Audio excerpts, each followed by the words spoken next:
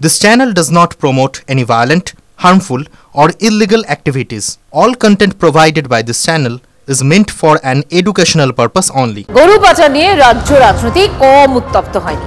এবার যে খবরটা দেখাবো তাতে চোখ কপালে উঠবে।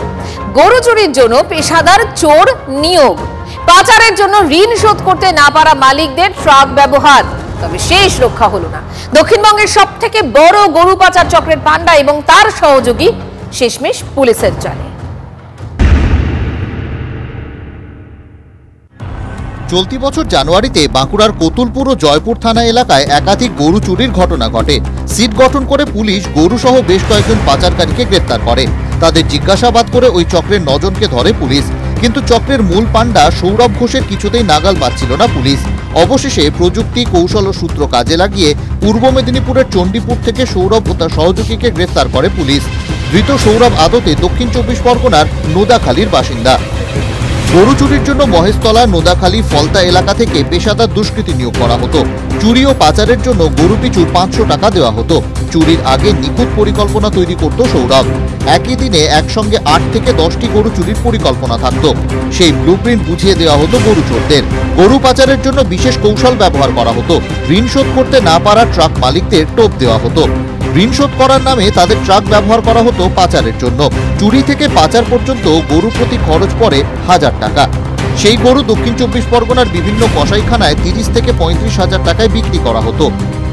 অত্যন্ত বিলাসবহুল জীবনযাপন করত সৌরভ। নিজের বাড়িতে না থেকে অন্য রাজ্যে নামি হোটেলে থাকত।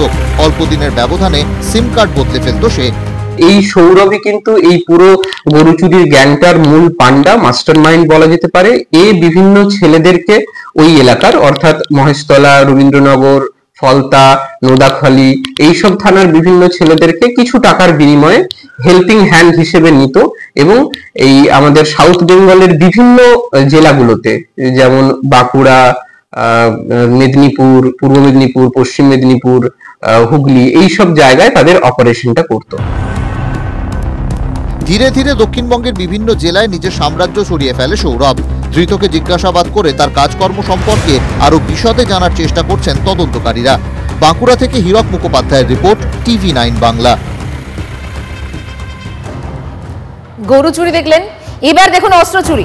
লালবাজারে নাকের ডগায় অস্ত্রের চোরাচালান, বেআইনি কারবারে বারবার বৈধ অস্ত্রের দোকানের যোগ। নজরদারি নিয়ে প্রশ্ন হতেই তৎপর কলকাতা পুলিশ।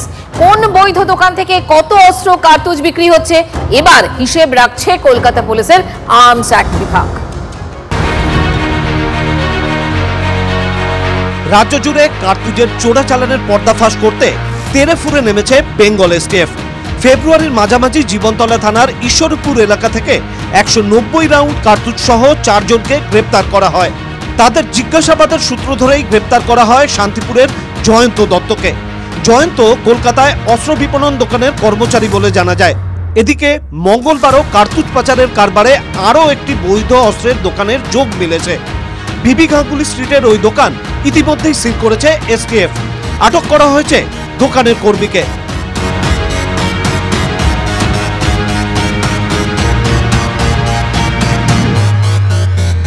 লালবাজারের একেবারে নাকের ডগায় কার্তুজের চোরাচালান।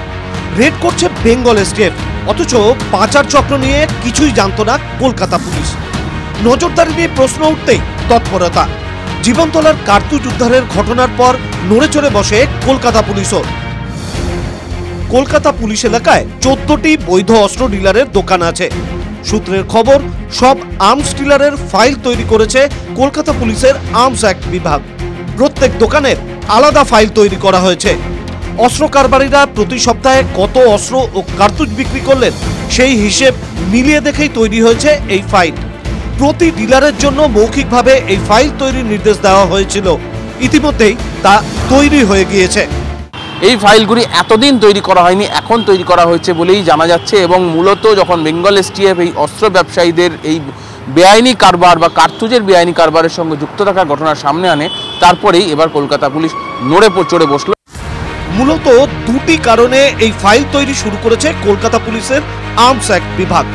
এতে যেমন এসটিএফ রিপোর্ট চাইলে তৎক্ষণাৎ দেওয়া যাবে, তেমনি সঠিক পথে ব্যবসা হচ্ছে কিনা জানা যাবে। কিন্তু বেঙ্গল এসটিএফ সক্রিয় হতেই কেন কলকাতা পুলিশের তৎপরতা?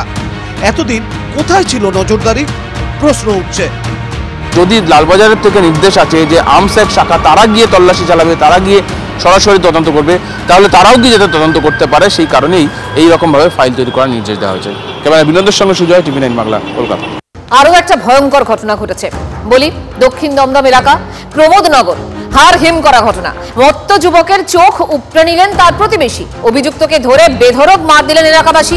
আরজিকর হাসপাতালে ওই ব্যক্তিকে নিয়ে গেলে তাকে মৃত ঘোষণা করা হলো। অন্যদিকে যার চোখ উপড়ে নেওয়া হয়েছিল তার অবস্থাও আশঙ্কাজনক, ভর্তি বেসরকারি হাসপাতালে। দেখি ওরকম ধরে মেরে ধরে আছে সকালে কিভাবে মারছিল মারাটা আমরা দেখিনি, চেপে ধরে আছে ওইটা দেখেছি। চোখ তো বের করে দিয়েছে, কি করে বের করেছে সেটা আমরা কেউ দেখতে পাইনি। এর আগে অনেকবারই এরকম করে, যাকে পায় তাকেই ওরকম কামড়ায় ছিঁড়ে পুড়ে নিয়ে নেয়। গোকুলের ওপর কি কেউ চড়াও হয়েছিল? না না না, গোকুলকে কেউ মারধর করেছে? না, কেউ মারধর করেনি। যা করার পুলিশে করেছে, পুলিশের হাতে আমরা ধরে দিয়েছি, যা করার ওনার করেছিলেন। এবার বলে নয়, ওটা যুগে যুগে দুটো লোক মারামারি করলে কারোর কোনো আঘাত লাগে, সেগুলো খারাপ জিনিস। ফলে এরম নয় যে জীবনে প্রথমবার কোথাও কারোর সঙ্গে রাস্তায় লোকের মারামারি হচ্ছে, এটা যদি হঠাৎ কেউ বলে যে এই প্রথম বাংলায় রাস্তায় কারোর সঙ্গে কারোর মারামারি হয়েছে, তাহলে এটা অত্যন্ত হাস্যকর। ফাঁকা মাঠের মাঝখানে ঝলন্ত খড়ের গাদা থেকে এক মহিলার অগ্নিদগ্ধ দেহ উদ্ধার হলো। দক্ষিণ চব্বিশ পরগনার ফলতা থানার বেল সেনহা 2 নম্বর গ্রাম পঞ্চায়েতের শ্রীচাঁদা বুদা এলাকার শোরগোল। উদ্ধার হওয়া মহিলার পরিচয় জানা যায়নি। আজ সকালে 2 গ্রামের মাঝখানে ফাঁকা মাঠে খড়ের গাদায় আগুন জ্বলতে দেখেন স্থানীয়রা। আগুন দেখে ছুটে গেলে খড়ের গাদার মধ্যেই এক মহিলার অগ্নিদগ্ধ দেহ দেখতে পাওয়া যায়। রাত্রে আমরা দেখেছি যে কোনো কিছু হয়নি, রাত্রে লোক গেছে যাতায়াতের জন্য। রাত 8টার পর একটা জেলে হয়েছে, জেলের পর দেখেছে দাদা জ্বলছে। কি জ্বলছিল এখানে? এখানে জ্বলছে বলতে খড় ছিল, খড়টা যে জ্বলছে, খড়টা দেখতে ওনারই খড় ছিল। লেবারের গাড়ি দেখে গিয়ে এরকম তোমার হাত উঁচু করে আছে, উনি ভয় মা চলে গিয়ে সহকর্মীকে ডাকে এসে দেখে এরকম অবস্থা। তার পুলিশে থানা ফোন করতে পুলিশ নিয়ে যায়। মেয়েটাকে এগিয়েই খুন করেছে। কি করেছে ওই মানে গাদায় চাপা দিয়ে আগুন ধরিয়ে দিয়ে গেছে। এখনো জানতে পারিনি আমরা, কেউ জানতে পারিনি। বাইরেরই হবে, গ্রামে আমাদের গ্রামে কেউ হতে পারেনি, কি এই গ্রামেও কেউ হতে পারেনি।